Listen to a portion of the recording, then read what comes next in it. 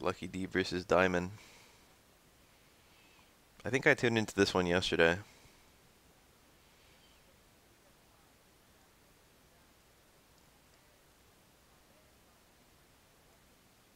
Yoga Boys.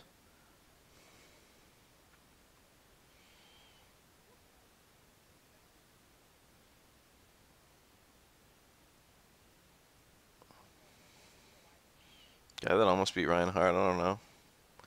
Dieminion successfully beaten Ryan Hart before.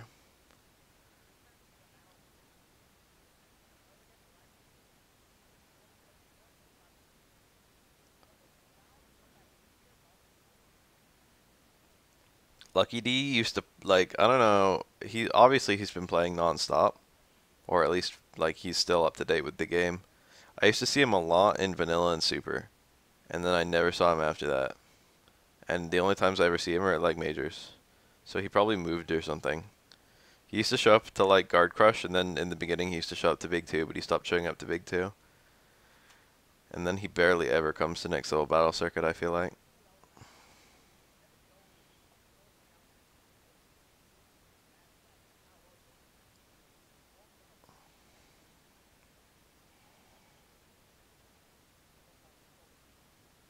Sims are Sims are different no matter where you are.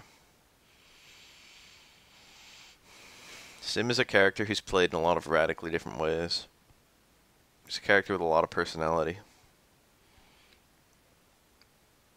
I feel like even if there are Sims in Europe, they wouldn't adequately train you to like Northeast America Sims.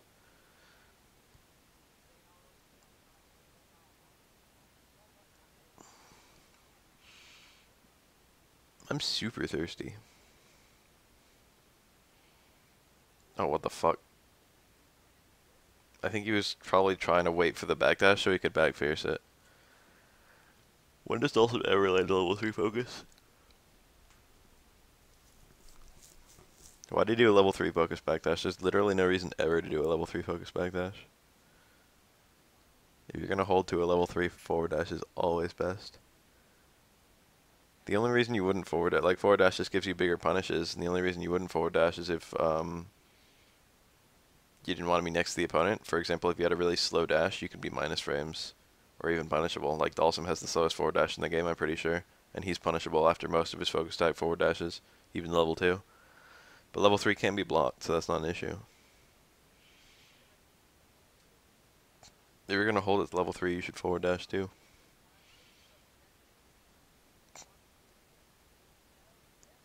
Dalsum does not get better follow-ups from backdash, no one does. There's not a character in this game who gets better follow-ups from backdash.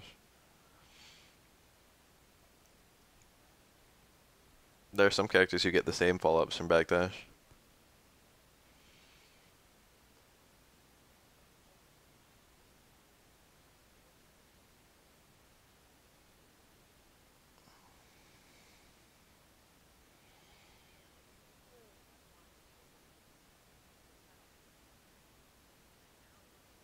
Dieminion is... Whoa. Dieminion is better than most Gals at this matchup because he is more experienced than most Gals in this matchup. I mean, Dieminion's better than most Gals in every matchup. But I feel like this is a matchup where he really shines. Interestingly, Knuckledoo's actually really good at it too. Interestingly, this is a matchup where Guile should theoretically be playing a lot of offense with like the upside down kick, the overhead, I guess EX booms, but like focus forward dash and stuff like that. This is like a rush down matchup for Guile. This is the only rush down matchup for Guile. Guile out turtles every other character, but he can't out turtle Dalsum. Or maybe he doesn't out turtle Rose either. I'm not sure. But that's a rush down matchup for Guile, and that's the only time that you ever play Guile like that.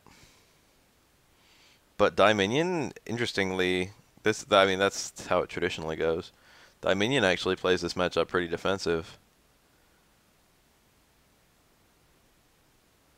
Dai is the best in the US. I don't know if he's the best in the US. I don't think that's true. But I think he's probably like top 5. I don't know. Maybe. Maybe not even top 5. He's my favorite player to watch, but like strong. He's definitely really, really good.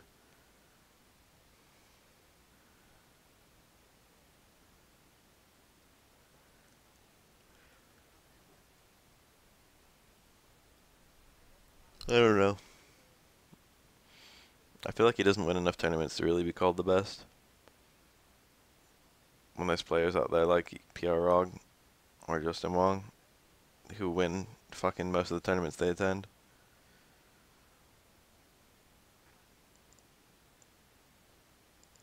Dang. First hit of sweep. Used like exclusively to get in.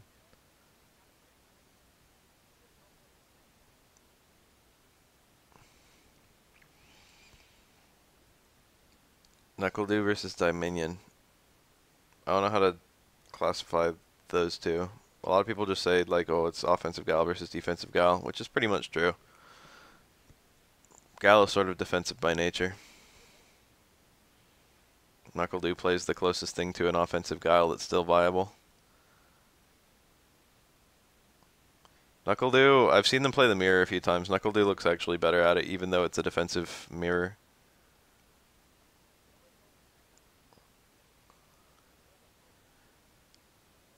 I feel like K-Brad made that jump a while ago. I feel like K-Brad's been a good, like one of the best players for a decently long time, ever since about AE, or AE 2012 at least.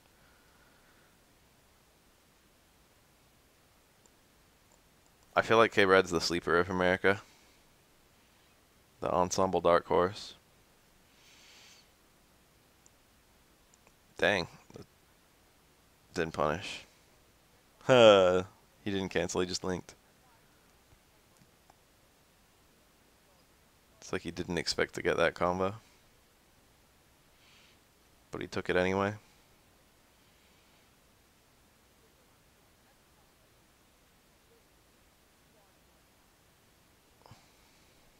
He is not the dark horse because he's black.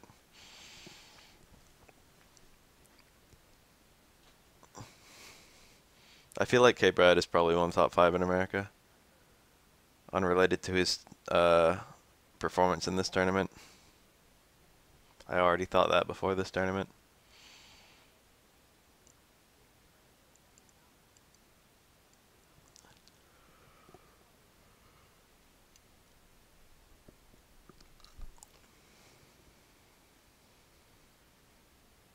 I also feel like Cammy is a stronger character than Guile. I feel like Guile is maybe very, very slightly creeping into bottom half. I feel like he's mid-tier. And then I feel like Cammy's probably somewhere around 6 or 7.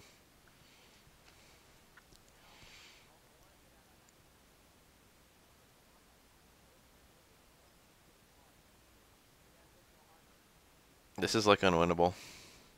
At this stage in the match, Guile has too big a life lead. He's not going to land an Ultra. He's probably not going to land a Super. Or even build a Super. He's only got 18 seconds to build one anyway. He needs like a miracle.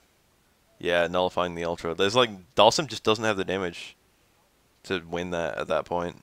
That should have been teleport too. Just Dalsum couldn't make up that life differential in 11 seconds. Even if like fucking Dieminion stood still, it would have been difficult.